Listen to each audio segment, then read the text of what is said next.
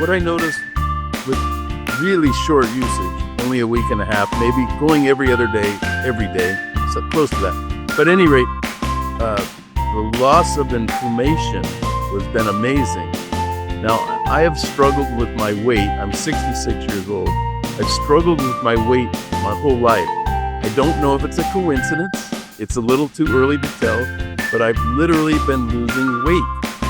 And again, I don't know if that's anything to do with the red light, but I noticed it. So the fact that it's working, it's doing something. The other thing I noticed, and not to get real gross, but my bowel movements have normalized, and they're very healthy, let's say.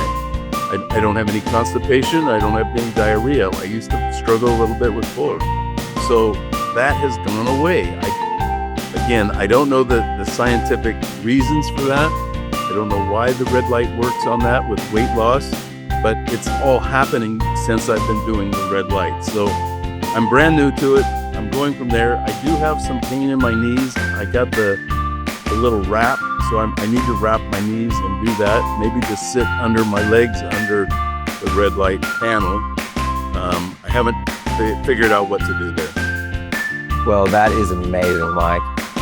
Well, that's easy. Just strap it on, and also just put your knees in front of your red light panel, your main panel, so you could try both. And amazing result. And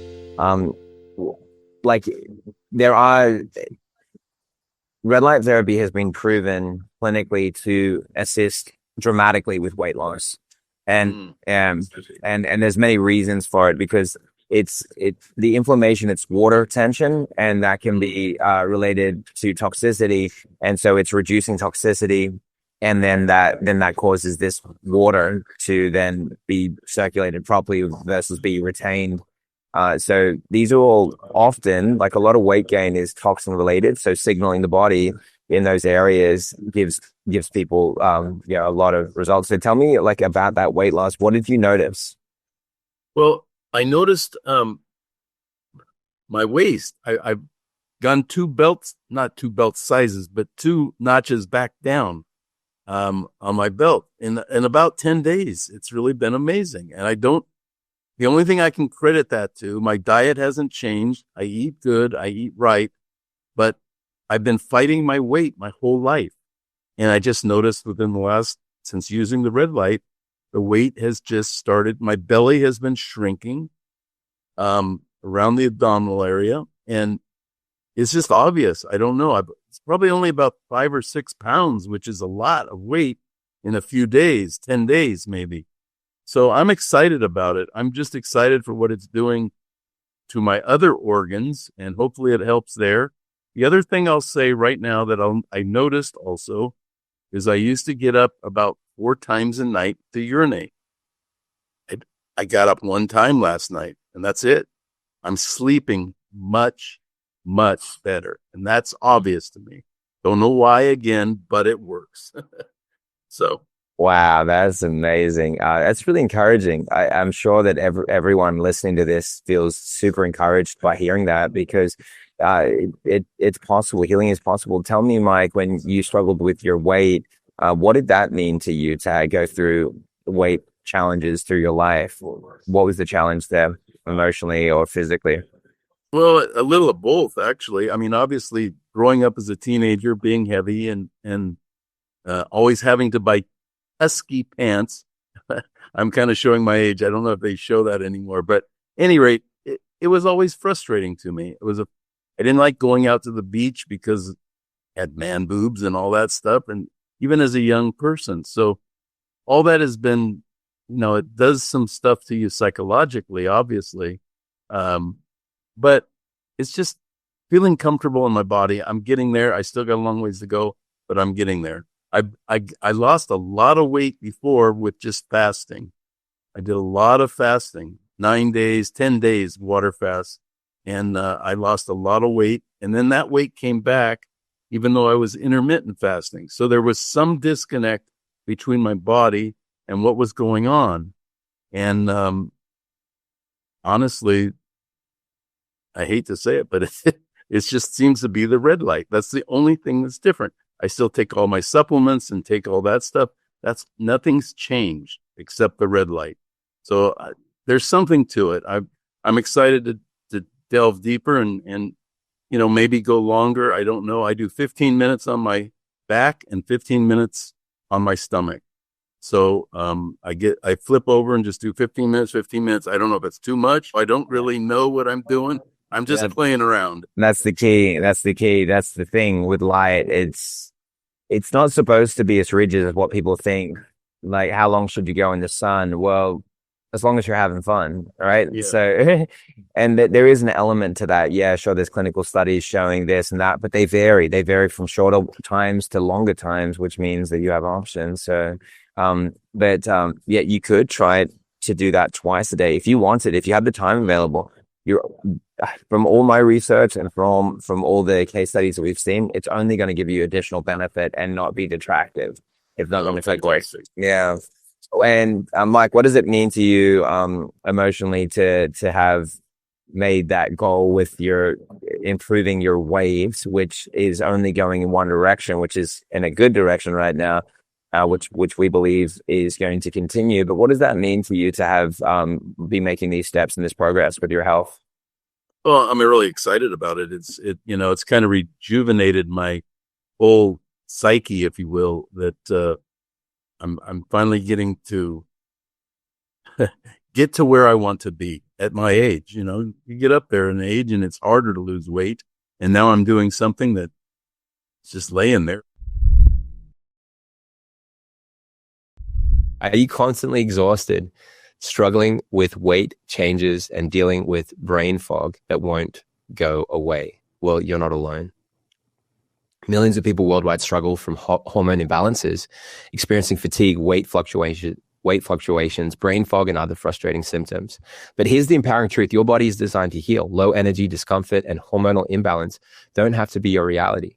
With the right tools and a holistic approach, you can support your thyroid, restore your balance, and reclaim your health. Don't let thyroid challenges define you. Take the first step toward renewed vitality and the vibrant life that you deserve.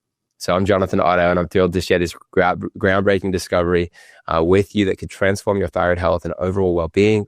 Whether you're struggling with any other autoimmune condition, whether you're struggling with any other condition, this is relevant for you. We're getting to the root of what's going on here. There is a rise in chronic health conditions worldwide. Causes: nutrient deficiencies, poor gut health, chronic stress, hormonal imbalances, autoimmune disorders, chronic infections, environmental toxins, and poor sleep. The prevalence of thyroid problems and issues are often underestimated, but the consequences of an imbalanced thyroid can be severe, even life-threatening. An estimated 200 million people worldwide suffer from thyroid disease, yet up to 60% of cases go undiagnosed. In the US alone, about 20 million people have some form of thyroid disease. And this is when it's really chronic. I'm not even talking about people that their markers are bad, like Lori's, where she didn't have Hashimoto's, but her markers were all connected, not exclusively, but they were connected to thyroid disease, yet this would not fall even into this category. When people are unwell, especially women, considering that 10 women will experience a thyroid disease for every one man. So considering that, so many of the problems that many are facing are due to thyroid conditions that are not being noticed, not understood, and people not having the ability to solve that. Many doctors prescribe lifelong medications without addressing root causes like inflammation, nutrient deficiencies, and environmental toxins. So the importance of treating thyroid conditions: supports heart health. Untreated thyroid conditions can cause high cholesterol, irregular heartbeat, or increased risk of heart disease. Regulates metabolism. The thyroid controls how your body uses energy. An imbalance can lead to weight gain, hypothyroidism, or excessive weight loss, hyperthyroidism. Reduces risk of goiter and nodules. An untreated thyroid condition can lead to an enlarged thyroid goiter or abnormal growths that may require surgery. Balances mood and emotions. Hormonal imbalances in the thyroid can lead to anxiety, depression, or mood swings. Maintains mental clarity. Thyroid disorders can cause brain fog, memory problems, and difficulty concentrating if left untreated. Boosts energy levels. A healthy thyroid prevents fatigue, weakness, and sluggishness by regulating energy production in the body. Red light therapy for thyroid conditions. Red light therapy is increasingly recognized for its benefits in supporting thyroid health, particularly for conditions such as hypothyroidism and Hashimoto's thyroiditis. Here's why it can be beneficial. It boosts thyroid function and hormone production. Red and near-infrared light penetrate deep into tissues, stimulating the mitochondria in thyroid cells to produce more ATP, adenosine triphosphate, cellular energy. This boosted energy can help thyroid function more efficiently, leading to increased production of thyroid hormones T3 and T4. Studies show that red light therapy can help lower thyroid inflammation, particularly in autoimmune thyroid conditions like Hashimoto's. By reducing oxidative stress and modulating the immune response, it may slow down or even reverse some of the damage caused by autoimmune attacks. Enhances blood flow and oxygenation. Red light therapy improves circulation, delivering more oxygen and nutrients to the thyroid gland. This increased blood flow supports tissue repair and enhances the thyroid's ability to function properly, supports detoxification. By stimulating cellular energy production, RLT may help detoxify the thyroid from environmental toxins like heavy metals, halogens, fluoride, chlorine, bromine, and endocrine disruptors that interfere with thyroid function. Improve symptoms of hypothyroidism. Several studies have shown that red light therapy can help alleviate common hypothyroid symptoms such as fatigue, brain fog, and cold intolerance, as well as weight gain and hair loss. So hypothyroidism versus hyperthyroidism. Let's talk about that feature. Thyroid hormone levels, metabolism. Let's have a look at, so for thyroid hormone levels, the hypothyroidism, high, excess T3 and T4, whereas hypo is low, deficient in T3 and T4. Metabolism, fast, overactive metabolism, and hypo, slow, underactive metabolism. Common causes, Graves' disease, thyroid nodules, excessive iodine, and then Hashimoto's disease, iodine deficiency, thyroid removal.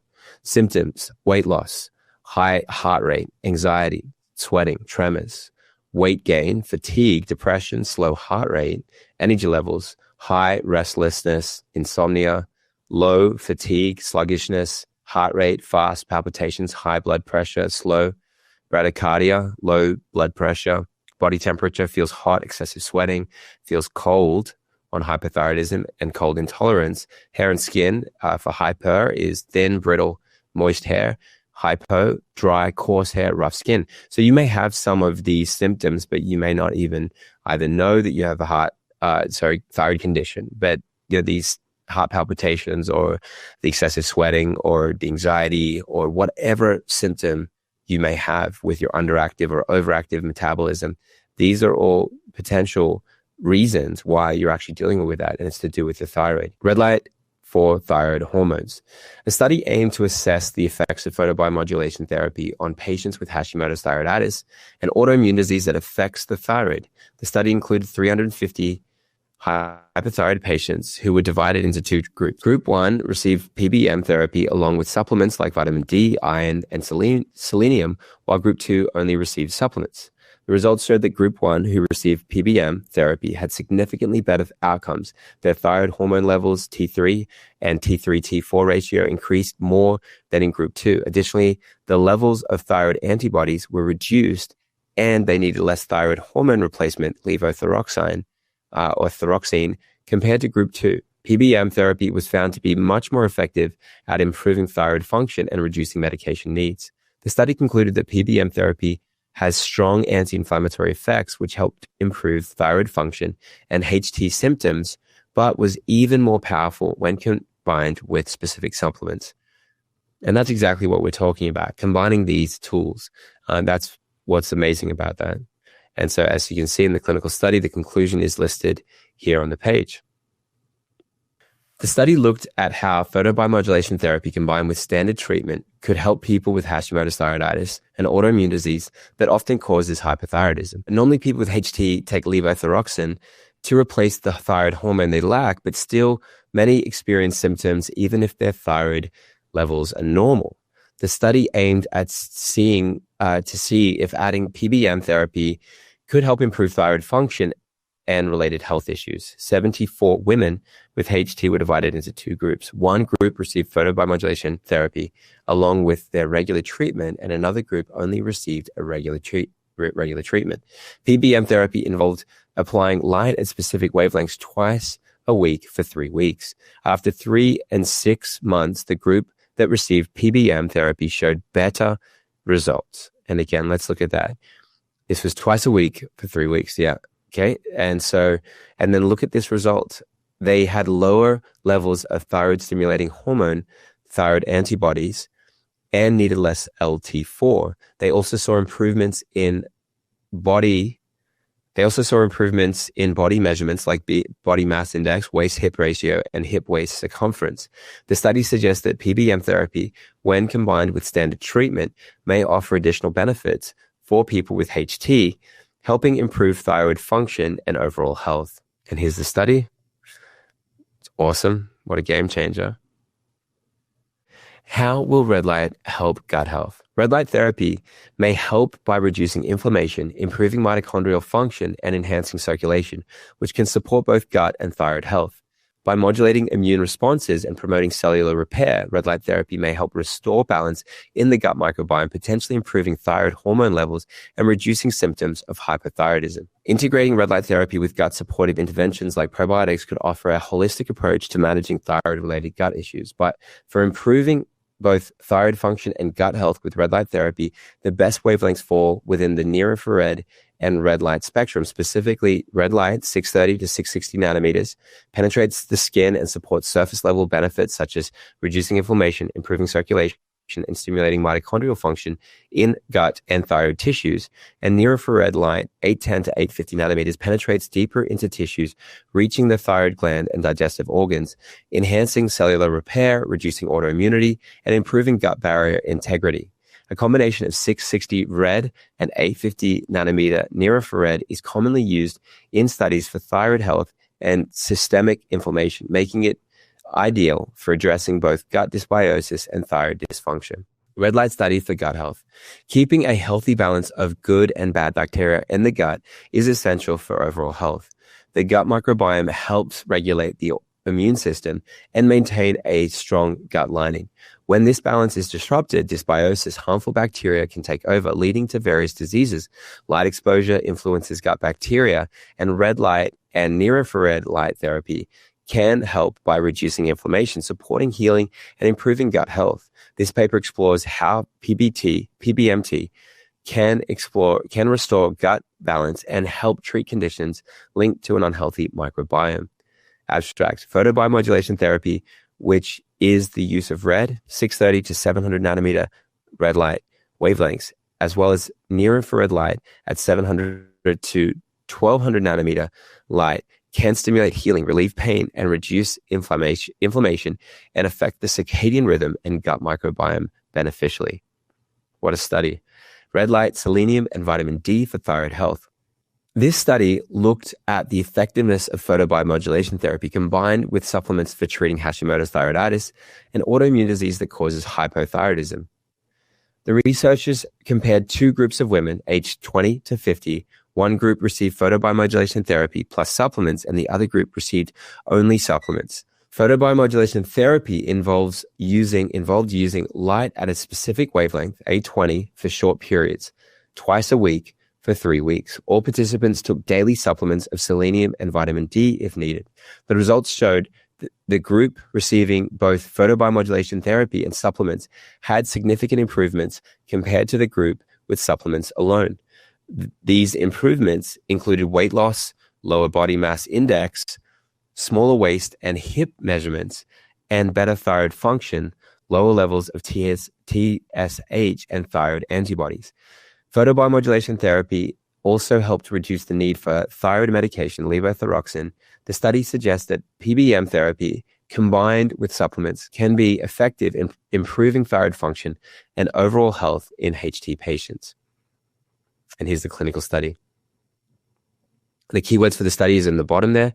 Study efficacy of combined photobiomodulation therapy with supplements versus with red light and red light with the supplements. Okay, so here, activated charcoal for thyroid health, management of hypothyroidism. Activated charcoal plasma perfusion was evaluated in 4 patients with severe hypothyroidism already on antibody or on anti-thyroid medication. The procedure led to rapid symptom improvement and a 30% reduction in thyroid hormone levels, though levels returned to baseline within 7 to 10 days. And the issue there is that these therapies aren't supposed to be used for a few days, and then because like the people conducting them are often thinking of them like medication, where they're dreaming that somehow you could just do something like that and it would hold. It does hold, though, from what I keep seeing in thousands of case studies, where they can hold that treatment if they continue and they're able to then get rid of the core issue, and then they don't need to even expect for that to come back, and they become a normal quote unquote person. So no significant side effects were observed, suggesting that it may be a helpful adjunct therapy for severe hypothyroidism or thyrotoxic storm. So here the study is listed: treatment of thyroid hormone overdose in cases of acute levothyroxine, a synthetic thyroid hormone, overdose activated charcoal.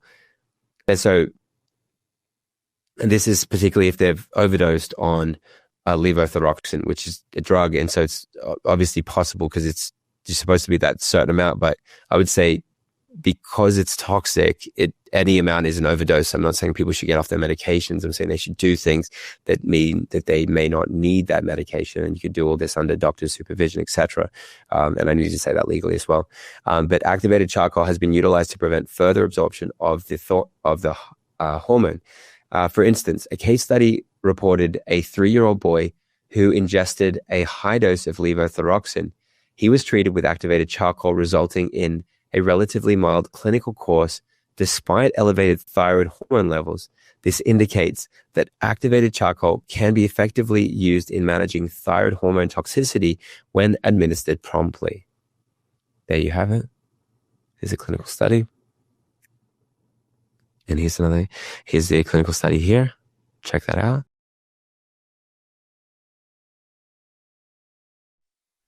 Okay, now let's have a look at the red light study for thyroid cancer. Red light therapy is being studied as a less invasive alternative to surgery for thyroid cancer. Traditional surgery can cause complications like nerve damage, infections, and scarring. PDT causes nanoparticles that specifically target thyroid tumors. When activated by light, they destroy cancer cells without harming nearby healthy tissues, including the vocal cords and thyroid gland. Unlike other treatments like laser ablation, PDT is more precise, reducing side effects such as pain and voice changes. Conclusion. Overall, the results presented here demonstrate several advantageous properties of PLP-PDT for treatment of thyroid cancer, including being a theranostic method that resulted in complete tumor ablation, no damage to the recurrence, laryngeal nerve, and preservation to normal thyroid tissue. And here's the clinical study here. Red light study for thyroid cancer. Thyroid cancer is the most common type of cancer affecting the endocrine system, but some types like anaplastic thyroid cancer still have high mortality rates despite various treatments. Photodynamic therapy shows promise as a treatment because it activates cell death pathways and also affects the immune system and blood vessels feeding the tumor.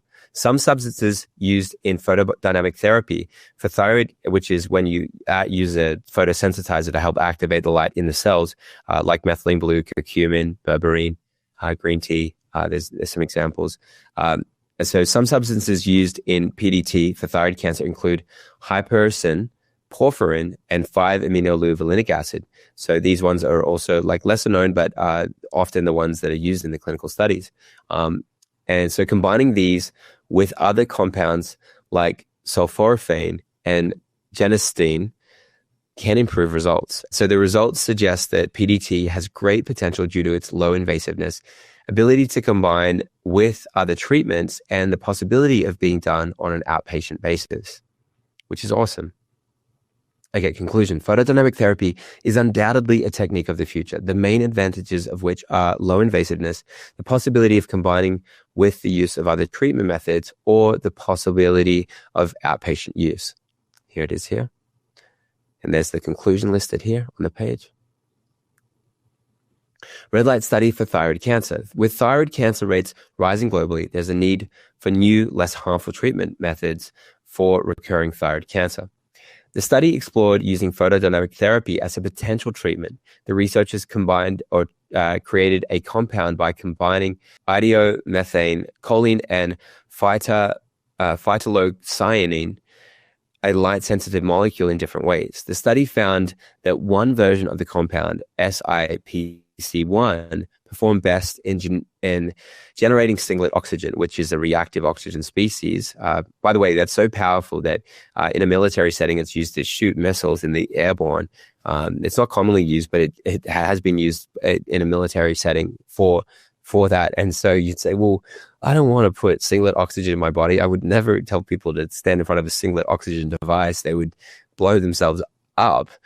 This is just electromagnetic waves like the sun, but what it's doing is producing singlet oxygen in your body. Your body's producing it itself. So then when your body produces something, then safe and thumbs up.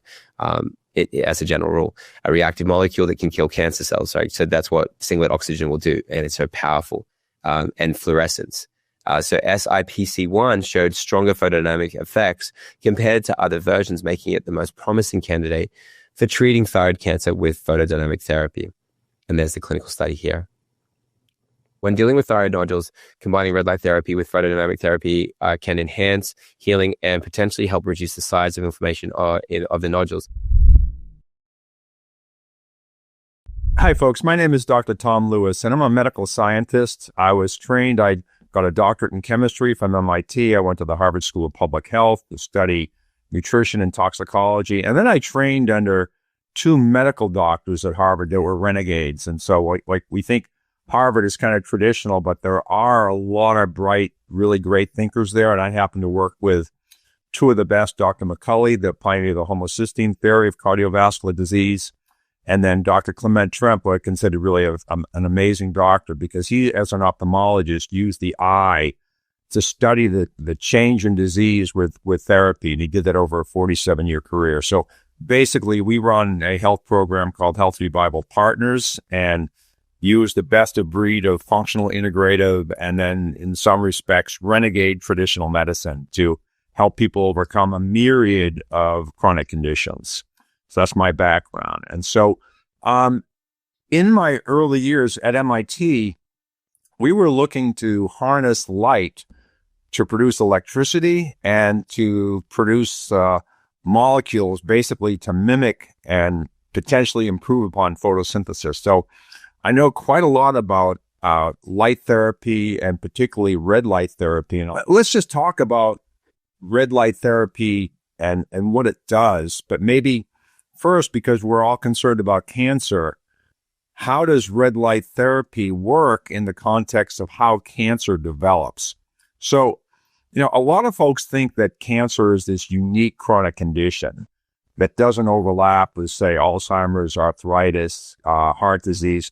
But when you look at the way our body responds when someone has cancer, a tumor, or a bloodborne cancer, the biomarkers that go up are very similar to the biomarkers that go up in all these other chronic conditions. Where does red light come into the equation?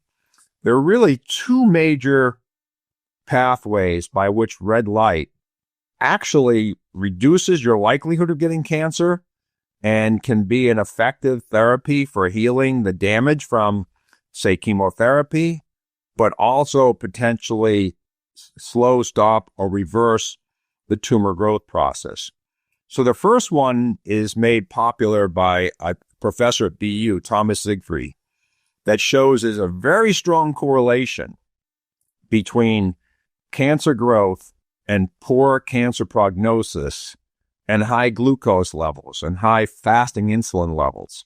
So metabolic conditions. So first of all, the good news is anybody out there listening, you have control over that mechanism. You have a good diet. You are what you eat, but more importantly, you are what you absorb. And Jonathan Otto's group has some of the best gut support supplements there are. And that helps you become, you are what you absorb. So the resilience of your body, lowering glucose levels, improving nutrient density status is the very first thing you can do to prevent, stop, slow, or reverse cancer. Okay, so what does light do? So think about your mitochondria within your cell. These are your energy plants. They are just like your gasoline engine, really. You put in fuel and you get out carbon dioxide, water, and energy. So what light does, red light in particular, in the mitochondria is, think about, you have a gas engine and you're putting a very heavyweight oil in your engine. So that oil is viscous and it really slows everything down a little bit. Okay. And then you put the optimal oil then designed for your engine and it runs very efficiently. Well, in your mitochondria, there's a salt solution and water, and that's kind of the oil of the mitochondria energy producing engine. And red light actually reduces the viscosity. Red light that absorbs into cells actually reduces the viscosity of the fluid in this mitochondrial combustion engine, if you will, and makes it go faster. So what does red light do then? So it, number one, makes the burning of glucose more efficient. And what it does is it increases your what's called your basal metabolic rate. So now that increases your energy, burns more glucose, keeps the glucose away from the cancer because cancer thrives on sugar and makes you more energetic. So that's a very important consequence of red light therapy. Now, I always recommend sunlight, which gives you red light as well. But the issue with sunlight is in the industrialized era, the statistics show that from 1900 to today, we are down, humans are down, particularly Americans, in terms of sunlight exposure by 93%. So we're just not getting the sunlight that we were designed to get. So augmenting light therapy with red light or full spectrum light, extremely, extremely important. And so, and then the red light systems, red light penetrates deeper in the body than any other form of visible light. And so intensity matters. And so some of these red light systems provide very high intensity to penetrate deeply into the body, into the cells, into the mitochondria, lowering the viscosity of the fluid, increasing the efficiency and rate of that engine, burning more glucose, increasing your metabolic rate, consuming more calories, helping with weight loss actually as well, and increasing your energy. So I think it's not just a win-win. There are about 5 wins in that process. So let me go to a little more scientific area of red light therapy, and that is essentially every substance, every molecule interacts with light. Light is the ultimate source of energy. 99.3% of the energy on our planet came from light, came from the sun. Then there's like radioactive decay and a couple other things that account for that 0.7%. But light is the main thing. So we as organisms, just like plants, have adapted to absorb light. And so visible light, this is a little bit 2.0, but visible light creates what are called electronic transitions. Okay. Infrared light create what are called vibrational transitions. And then microwave light produces what are called rotational transitions.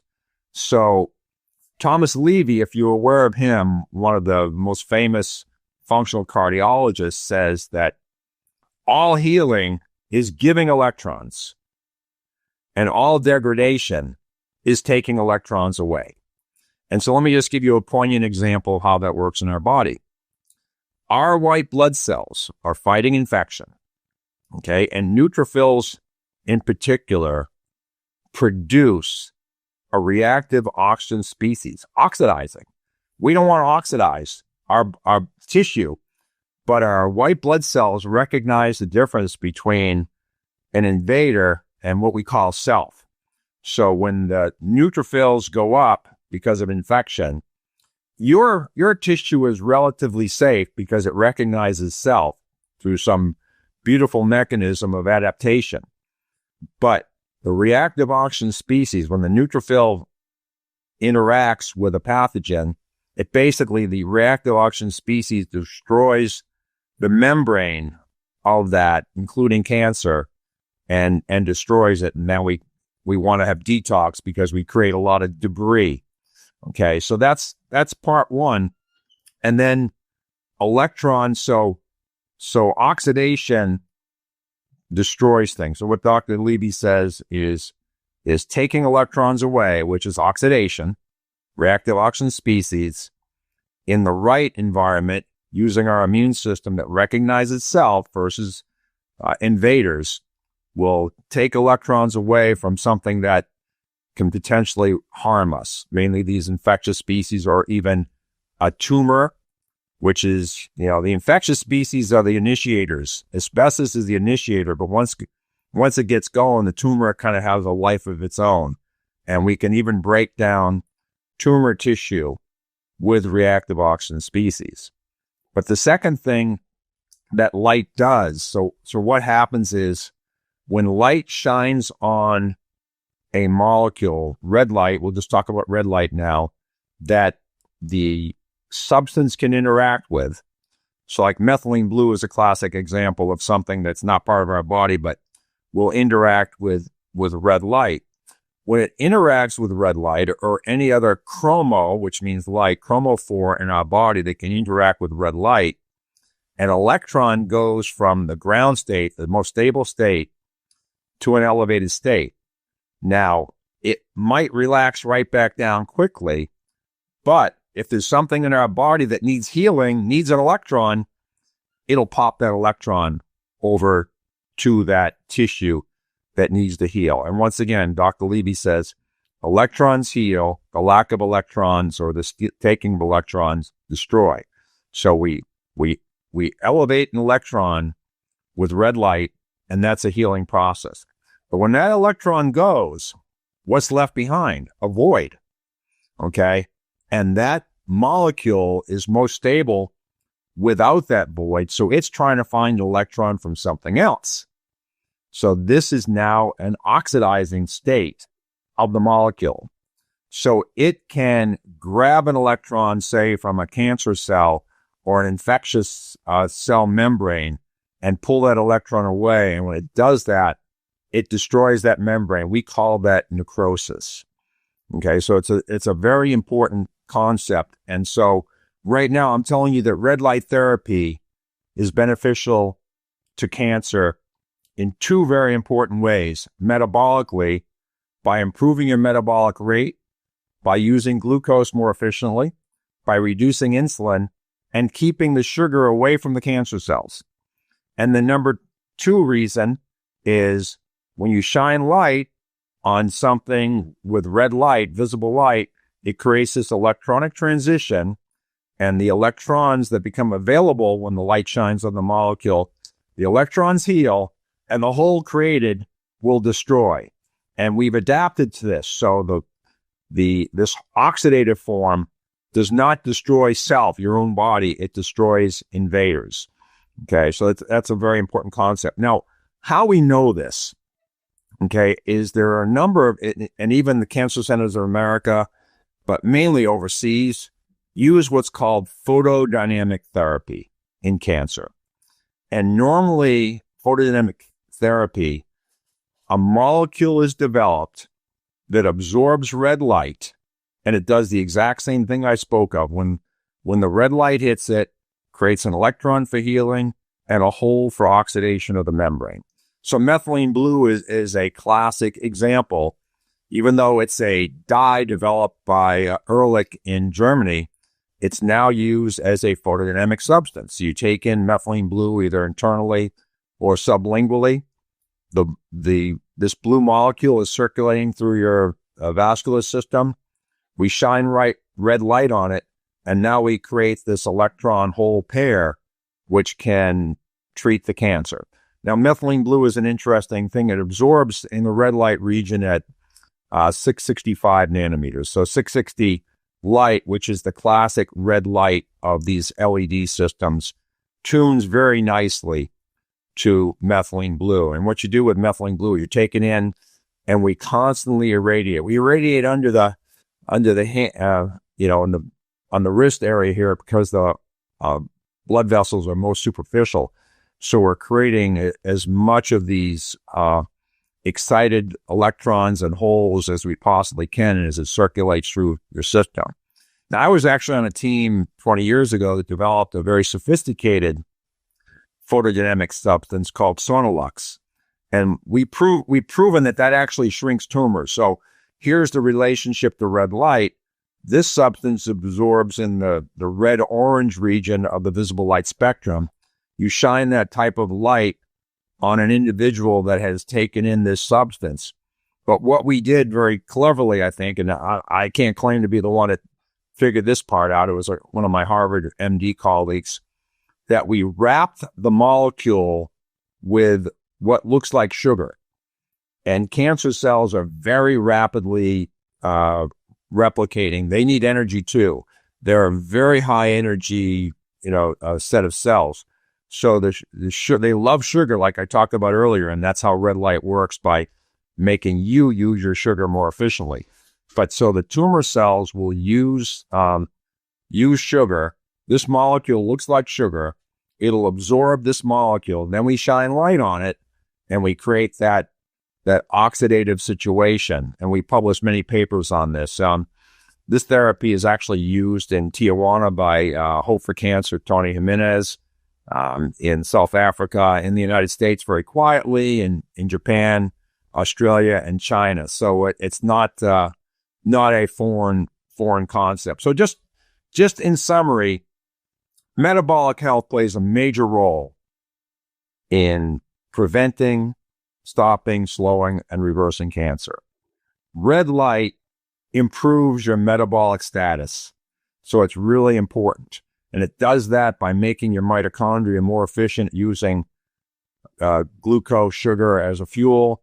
And it's going to give you more energy as well as also being somewhat of a cancer preventative. Then shining light on a molecule that absorbs naturally in your body, or something we add in, will create an oxidizing species that'll destroy either the infection or the cancer cells, or both. Now, Michael Hamlin, really the guru on what's called photobiomodulation, which really is just light therapy, out of Harvard. He recently retired, but he has written the landmark papers on light therapy and in cancer. And what no one can assert is, we know it helps reduce cancer, to treat cancer. What we don't know at this point is, does the red light therapy just treat the initiator, like the infections that I referred to, or other toxic initiators, or does it destroy the tumor, or both? And for a patient, it doesn't really matter. But what I'm saying is, sort of the red light therapy is at truly, even with guys like Michael Hamlin doing amazing research and others, and there are now like 6,000 papers on red light therapy, not all related to cancer. Actually, I've got many on cancer, but we're kind of at our infancy in understanding how red light works. All I know is that, so why not just go out and get sunlight? The dose makes the poison, the dose makes the cure. So some of these red light systems with very high intensity will penetrate more deeply and augment what's going on in your immunity. Just think about a supplement. We can't always, with our food supply the way it is today, we can't always rely on just the food and the nutrients thereof. So we supplement to augment our immunity. And so the same is true with red light therapy. Can we go out and get sun? Yeah, we're going to get red light from sun. It's full spectrum. We're getting UV, visible, including red light, near infrared, far infrared, even low levels of microwave radiation. But most of the light coming from the sun is in the red, near infrared light area. But when we're in a highly diseased state, we want more. And so that's where some of the augmentation with devices, even lasers. So red light lasers would be used if we can actually find where the tumor location is and blast it. And that can serve two purposes. We can cauterize or create hypothermia with infrared, and then we can create this oxidative state and support the mitochondria deep down in the tissue with the red light. So that's what I have to say about red light and cancer. Is it a miracle cure? I'll never want to make those kinds of claims.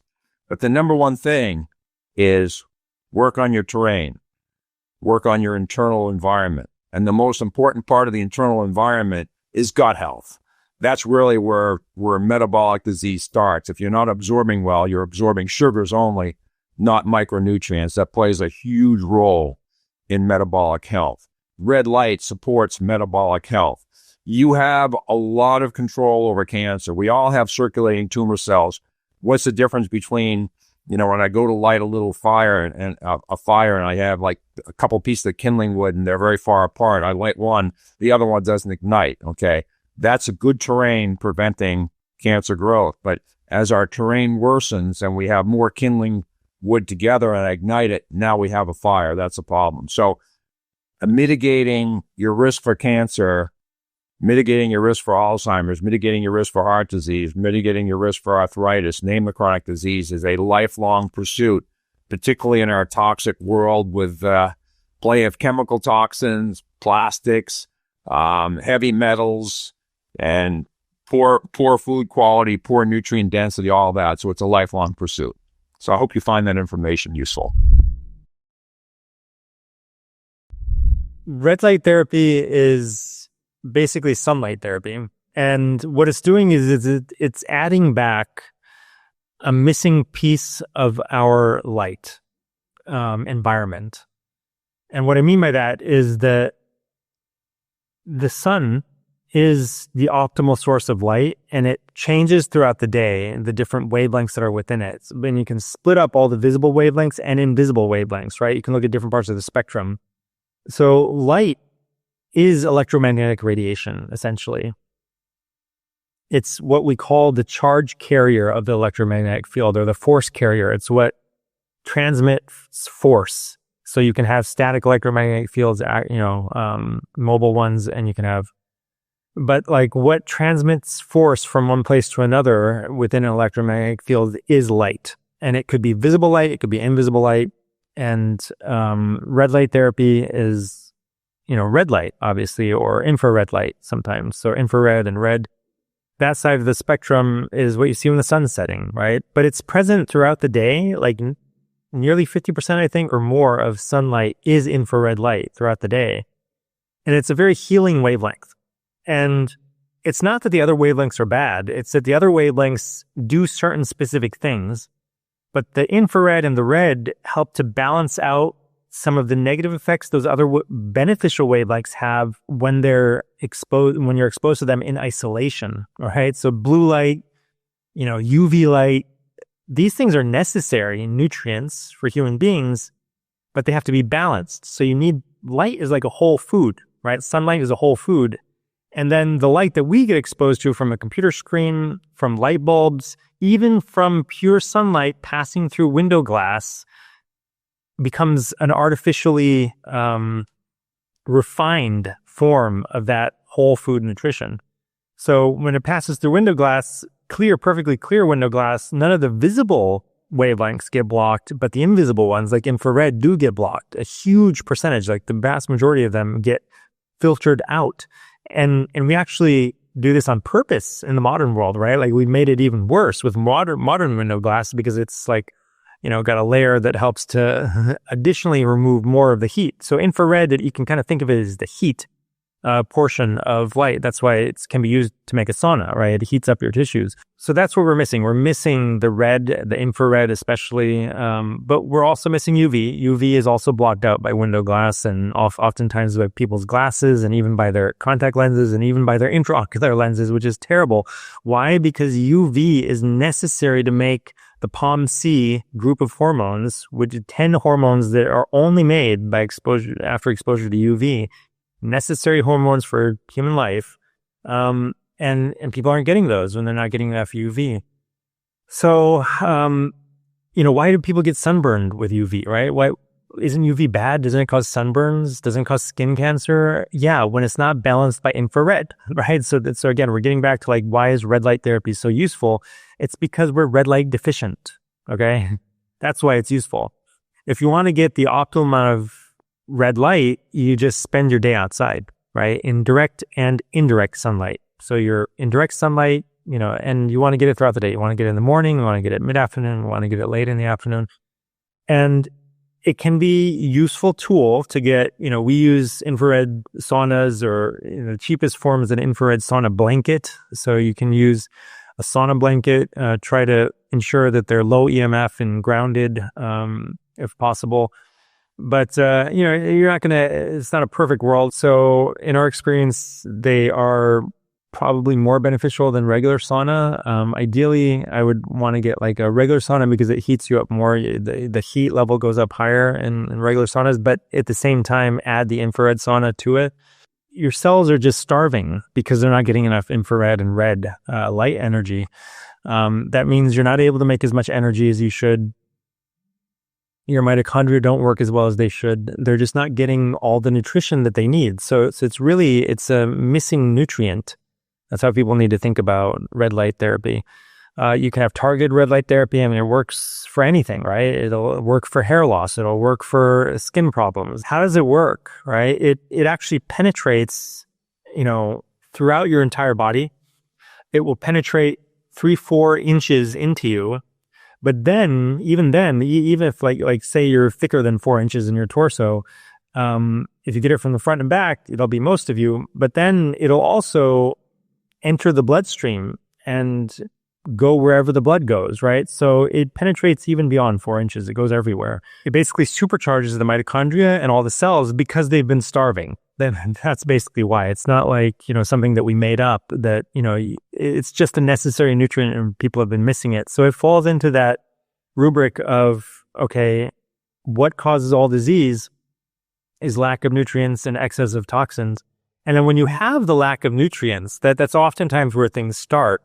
Then you get exposed to more toxins because the lack of nutrients makes all of your cells not work as well. And one of the jobs that your cells have is to detoxify. So when you don't have the nutrients, that's usually actually the first thing. That's usually the first problem. You don't have the nutrients. And then you get affected by the toxins. Nutrition is like, can be thought of as primary or, close to the same, level of primacy as avoiding things that are harmful. The two primary pillars upon which all health rests. Since red light is a necessary nutrient that pretty much everyone is deficient in, it will be beneficial for any chronic disease. Whether it's cancer, whether it's autoimmune disease, whether it's any form of inflammation, everything. So all disease is due to inflammation and toxicity and nutrient lack, right? So inflammation and disease are not bad things, right? Inflammation is your Army, Navy, Air Force doing what it's meant to do, trying to help you by getting rid of toxins and pathogens from your tissues, okay?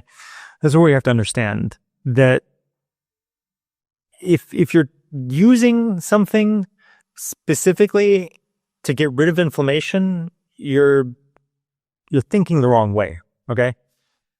You don't need to find something to get rid of inflammation. What you need is to find something to help your body achieve its goal, the goal that it's trying to achieve with the inflammation, okay? So the inflammation is your friend, and you need to understand that it is, and you need to help your body use the inflammation to root out the toxins and the pathogens that are the reason for the inflammation in the first place, okay? And then at a deeper level, you have to understand that why did your body need help? Why was your Army, Navy, Air Force, and Marines not strong enough to root out the toxins and the pathogens? The reason it wasn't strong enough, actually, there's not enough inflammation, okay? And the tissue itself isn't strong enough to help the inflammation get rid of the toxins. So the tissue, each of the tissues, like the liver and whatever tissue, your skin, whichever tissue has the disease, didn't have strong enough defenses to prevent it from being invaded by the toxins and the pathogens. And then the immune system comes along and it tries to destroy that tissue and get rid of the toxins and pathogens from within it. And it's either not strong enough to complete the job, or it can't keep up with the influx of new toxins and pathogens that the tissue is inviting in by being too weak, right, to keep them out. Why is the tissue too weak? Because your psyche is destroying that tissue. It's overusing that tissue, right? So that tissue has a purpose, right? So your liver has a purpose, it's to detoxify things. And there are energetic toxins and emotional toxins that if you have them, have to be detoxified, and that will affect the liver if they get overexpressed. So anger is, typical one, not accepting things the way they are, etc., right? Whatever might be along those same lines. So if you don't stop with the anger, then your liver is not going to stop being stressed, right? Which means it will continue to be depleted by using up too much resources to deal with the fact that you're angry all the time. So it will be physically depleted. It will invite in the toxins, or they'll come in to do their job, whatever they're there to do, maybe bind up, heavy metals that the liver can't excrete because, again, it's exhausted. And then you're going to come along and you're going to misunderstand the situation and be like, the problem is my liver is broken. It's doing this weird thing where it's inflamed. I got to stop the inflammation. So let me take some turmeric because it's an anti-inflammatory, and let me use some red light because it's an anti-inflammatory, and let me do this and that, right? Yeah, the symptoms will go away, but the problem won't go away. The problem is the anger, which is being expressed by weakening the liver, which is being expressed by lack of nutrients and excess toxins and excess pathogens. And then that whole thing is causing the immune system to get inflamed to try to get rid of that problem. And then you're coming along and stopping the immune system from being inflamed. Okay, great. All disease is inflammation. That doesn't really tell you how to fix the disease. It tells you how to fix the last end of a causal chain of an expression of a real problem, a deep underlying problem. So yes, are those things helpful? Is red light helpful? Absolutely, it's helpful, but it's only helpful in reversing the causal chain. And what I mean by that is that you want to calm down everything. You want to de-escalate things, right? But you have to do everything at the same time. You have to de-escalate both sides of the fight, right? You can't just, tell one side to lay down its arms and let the other side overrun it, okay? So it's a balance. You have the immune system attacking on one side, and you have pathogens and heavy metals and toxins and things fighting on the other side for their lives. These are two armies fighting each other within you, right? And neither side is right or wrong, like I was saying before, right? It's just a balance. It's trying to maintain a balance. And this expression, this battle, is the expression of an escalation of the problem. Both sides have escalated, right? Until you get to the point of nuclear war, right? And some people, and you die. You kill the whole organism. And again, just to remind people, why am I saying both sides are not necessarily bad? Your immune system is not bad, even though we're assigning it it's the problem. And the toxins and the microbes aren't necessarily bad in and of themselves, especially the microbes. The microbes are oftentimes part of your own microbiome that's overgrown to try to help you deal with the toxins that are there, right? So the immune system is trying to get rid of the microbes, which are there also for a reason. They're fighting back. They're like, no, we're here because of the heavy metals and the microplastics, whatever, leave us alone. But they're maintaining a balance, right? So what you need to do is you need to de-escalate both sides of the conflict at the same time in the same amounts, right? So you don't want one side to get ahead of the other, because then it'll overrun the other side, right? So you don't want to kill off the microbes too quickly or get rid of the heavy metals too fast or the microplastics too fast, because then they'll clog up the avenues of elimination and you'll get extremely sick and end up in the hospital, right? So you want to de-escalate this side slowly while you de-escalate this side slowly. So oftentimes the natural solutions like turmeric or infrared therapy, they're fantastic for this because they boost the strength of the tissue that's affected by the toxins and the pathogens, and they also boost the strength of the immune system to deal with them. And also they like things like turmeric and infrared, it will either improve or it'll either activate or deactivate as needed, right? Because it's a nutrient. It's a necessary nutrient. So it's not like, okay, our purpose is to activate or our purpose is to deactivate. Our purpose is to allow the system to do what it needs to do at that time. And the immune system is, again, just like it's almost a perfect metaphor, just as complicated and nuanced as our Army, Navy, and Air Force. So you might want to extract the Marines from a situation, but send in the infantry, right? So it's not so much like stop the immune system from working as it is allow it to work in the way that it needs to work for this specific situation, right? And it's not about getting rid of the symptoms, okay? That will be a secondary consequence. The symptoms will go away when the immune system accomplishes its goal, okay? Only then should the symptoms be gone, right? Because the symptoms are just a reflection of the fight that's going on, the good fight that's going on within you, the necessary fight, right? It's the just war, okay? It's not an unjust war. Your immune system is not committing injustice against you. So, anyway, so red light, extremely beneficial for any disease because it's a missing nutrient. It's not particularly more beneficial for a particular disease. It's equally beneficial for all disease because all disease is caused by the same thing, lack of nutrients and excess of toxins. It is extremely beneficial for cancer. It's extremely beneficial for autoimmune diseases. It's very beneficial for obesity. It's very beneficial for insulin resistance. Very beneficial for high blood pressure, everything. Heart disease, brain disease, dementia, whatever. You may not see the benefit as rapidly in certain diseases. So you may think mistakenly that it's not as good for this or that disease. That's not the case. Okay. Yes, fine. And I can't even predict which diseases it will show the most benefit for the fastest. Probably surface diseases like superficial cancers.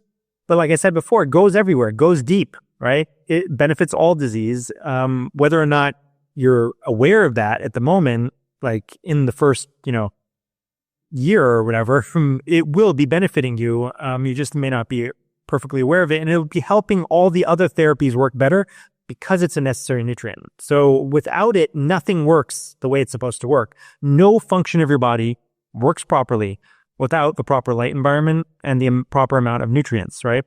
So, all the nutrients are used everywhere, right? It's not like magnesium is just used in one place. Like our body uses everything everywhere all the time all at once, okay?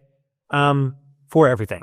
So, and also, even if something wasn't used in a particular place, it's that function is connected to a bunch of other functions that use that thing. So everything is so interconnected that it's impossible to isolate necessary nutrients from other things, right? So they're all necessary. Yeah, so I don't think there's a particular kind of cancer to which is best suited.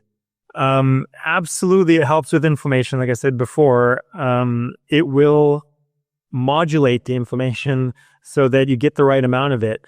And it will sometimes make the symptoms disappear. Okay.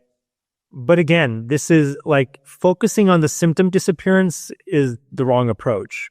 And at the same time as using something like red light, you have to also be doing everything else, right? Because there are a lot of other necessary nutrients that go along with red light to allow your body to de-escalate the situation, get rid of the toxins, and get rid of the pathogens, and then your immune system calms down because these are leaving, right? And you got to do it gradually so that these don't overwhelm your body and your avenues of elimination on their way out. And you have to give your immune system everything that it needs to help get rid of these things.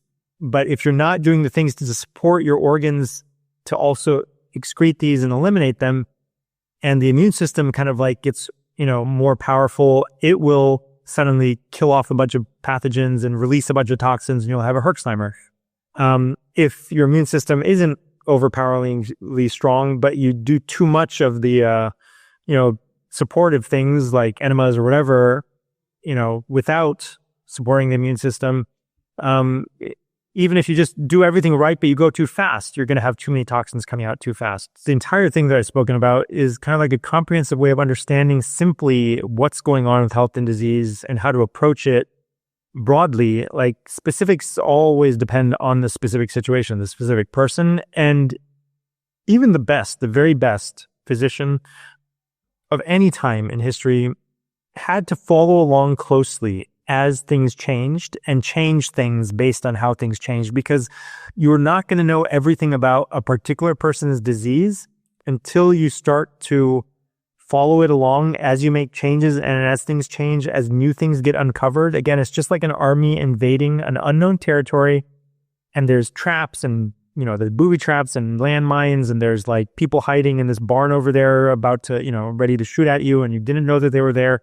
So like all your plans go out the window once the bullets start flying. It's the same thing with healing from a chronic disease. You have all these well-laid plans, and then you start your way, and you've mapped it all out. The whole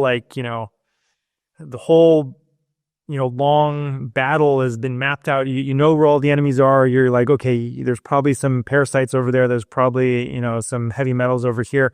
And then you get started and you're going along and something changes. The whole battlefield changes. There's something unexpected, some unexpected enemy or some unexpected development or some unexpected weakness in your forces that you couldn't have anticipated, that will change the way that you approach it.